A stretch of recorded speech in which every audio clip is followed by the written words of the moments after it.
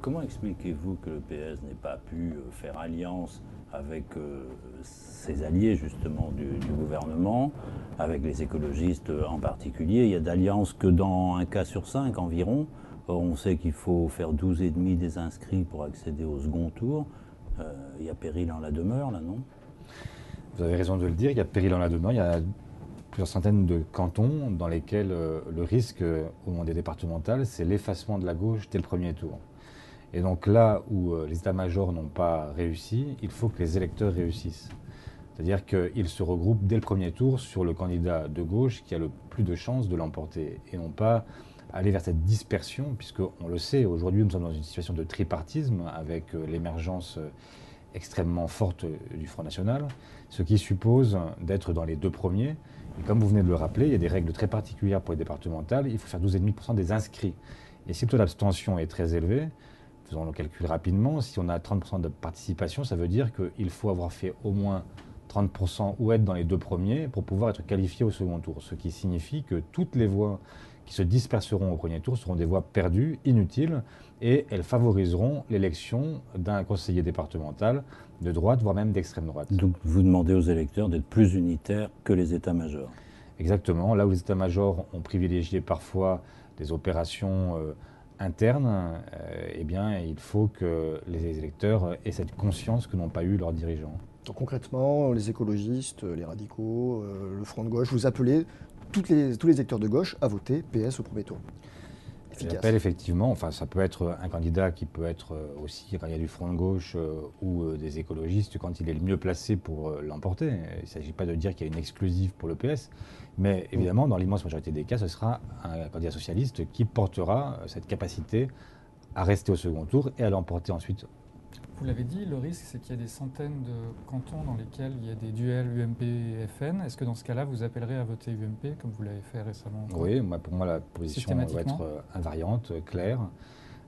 Si nous voulons maintenir autour du Front National une forme de, on avait appelé ça autrefois un cordon sanitaire, je ne sais pas si c'est le mot approprié, mais en tout cas, si on essaye de maintenir à la tête des Français le fait que le Front National n'est pas un parti banal, n'est pas un parti comme les autres, est un parti qui se singularise à la fois par son histoire, mais aussi par des propositions et par un fond culturel qui reste un fond xénophobe.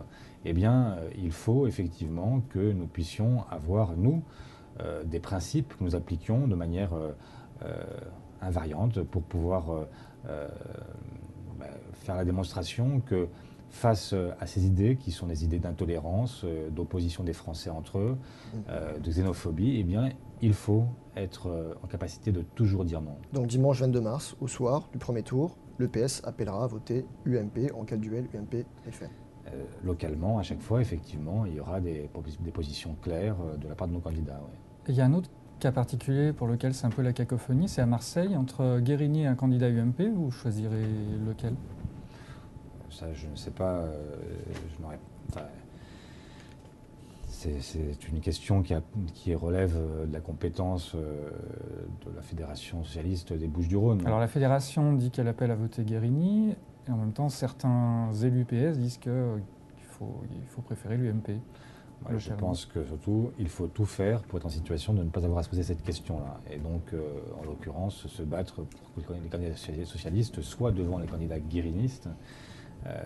Jean-Noël Guérini, à qui nous devons une partie de la popularité des partis politiques, dans la mesure où son nom est attaché à un certain nombre d'affaires et qui ont sali, y compris l'honneur de la gauche. Donc je souhaite que les candidats socialistes soient effectivement devant ces candidats partout dans les Bouches-du-Rhône. Et si ce n'est pas le cas?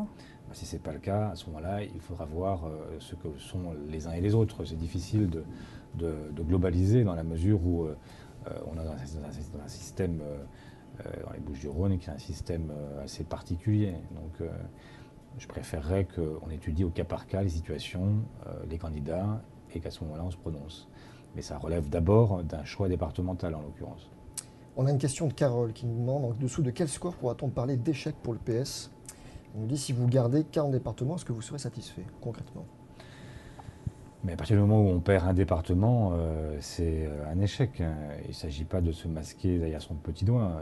Il faut Moi, je n'aime pas beaucoup ces soirées électorales où tout le monde arrive et tout le monde a gagné. En fait, si échec il y a, il faudra le reconnaître et chercher à le comprendre, l'expliquer pour en tirer toutes les leçons. Donc, pour moi, dès lors que nous avons un recul sur le plan électoral, c'est un échec. Ce qui est anticipé par tous les pronostics. Ce qui est anticipé par les sondages, par les pronostics, et que nous avons tout pour conjurer, mais c'est vrai que nous sommes dans une situation nous sommes des challengers aujourd'hui.